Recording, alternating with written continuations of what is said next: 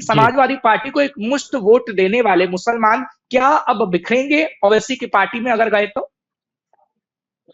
अ, देखिए, मुझे लगता है, क्योंकि मैं अभी एक तरह से बंगाल का सर्वे करके हम्म, आया हूँ, और पिछले 3 महीनों में मैं तकरीबन बंगाल 4 बार जा चुका हूँ, और बंगाल का भी मैं सर्वे कर रहा था, वहां की भी मैं नब्ज जी पकड़ने की कोशिश कर रहा था, क्योंकि देखिए, बिहार के चुनाव के सीधे बाद बंगाल का चुनाव एक तरीके से बिल्कुल मुहाने पर है। वहां पर बिल्कुल। भी मैं इस बात को बहुत बेहतर तरीके से समझ रहा था, खासतौर से मुस्लिम वोट जो है, मुस्लिम जो हम्म, युवा हैं, खासतौर से युवा, वो जी जो 18 साल के ऊपर हैं और जो 35 साल से नीचे हैं, वो सीधे मतलब ओवैसी के साथ जाने को तैयार हैं।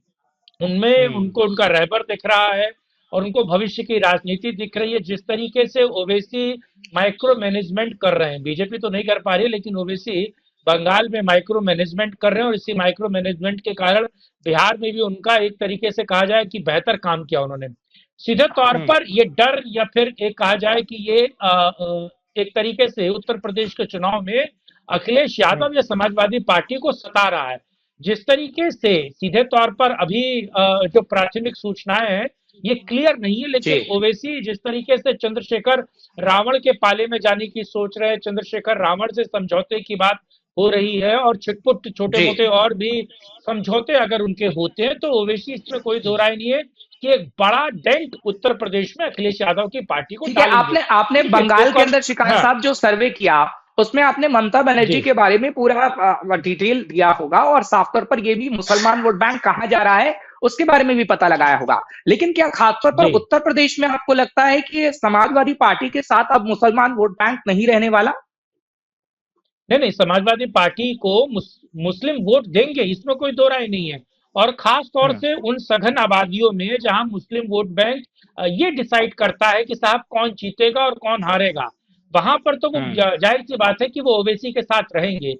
लेकिन जहां वो डिसाइसिव नहीं है, या फिर कहा जाए जहां उनकी आबादी सब 65 और 70% से बिल्कुल ज्यादा नहीं बिल्कुल। है, वहां सीधे तौर हम्म, पर वो अखिलेश यादव को देगी। क्योंकि देखिए, मुस्लिम वोट बैंक जो है, वो बड़ा टेक्टिक तरीके से वोटिंग करता है। वो बिल्कुल। इसलिए वोटिंग नहीं करता है कि किसको जिताना है, दरअसल वो इसलिए वोट करता है कि बीजेपी को हम्म, किस तरीके से हराया जाए और कैसे हम्म, उसको डिफीट किया जाए। इसका इसका सीधे तौर पर आपने महाराष्ट्र में भी देखा, अलग अलग राज्यों के 2024 के बाद जितने चुनाव हुए हैं, ये आपने हम्म। देखा, और लगातार इस नहीं, देश ये में यही बात मैं हाँ, आपसे सुनना चाहता था कि कैसे वो ये जी, तय करता है कि बीजेपी को कैसे हराए। और इसमें कोई दो राय नहीं कि देखिए, जितनी बार हम्म, आप समाजवादी पार्टी की सरकार देखिए, या फिर आप बहन जी कुमारी मायावती की सरकार देखिए, सीधे तौर पर हम्म, एक मुस्लिम वोट बैंक का बहुत बड़ा चंक उनके साथ गया है, तब वो सत्ता में बिल्कुल आए हैं। उसके बाद अलग है कि उन्होंने अलग अलग जातियों का कॉम्बिनेशन बनाया है। इस बीच जब हम्म, एसआईआर उत्तर प्रदेश में चल रहा था, और मैं लखनऊ और गोरखपुर के इलाकों में भी रहा, पश्चिमी उत्तर प्रदेश के इलाकों में भी रहा, मैंने देखा जी कि इसमें कोई दो राय नहीं है कि बीजेपी से ज्यादा, मैं इस बात को कहने में कोई मुझे दो राय भी नहीं है, और बिल्कुल। गुरेज भी नहीं है, कि बीजेपी से ज्यादा हम्म, जो समाजवादी पार्टी के कार्यकर्ता थे, वो उन्होंने एसआईआर में बहुत बढ़ चढ़ कर भाग लिया, और अपने हम्म, वोट को किस तरीके से बनाए रखना है, अपने वोट को किस तरीके से एक साथ करके रखना है, इसका काम हम्म, उन्होंने बहुत बेहतर किया। इसीलिए आपने देखा कि एसआईआर की बात हम कर रहे थे कि साथ खास तौर से मुस्लिमों का वोट बैंक माइनस हो जाएगा, बिल्कुल। ऐसा होता हुआ नहीं हम्म, दिख रहा है।